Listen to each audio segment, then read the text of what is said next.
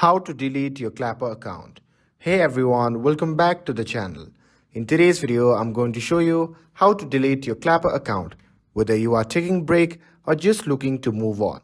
I'll walk you through the entire process. So without further ado, let's get started. So first thing first, open the Clapper app on your phone.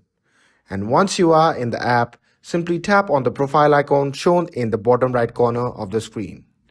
And once you are in your profile section, simply tap on the three dash icon shown in the top right corner of the screen. And once you are in the settings section, simply tap on the manage account. And in this section, you can see the option labeled delete account. Simply tap on that.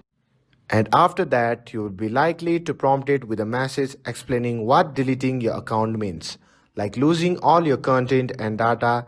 And if you are sure, simply tap on continue to proceed. And after you confirm, the app will start the process of deleting your account.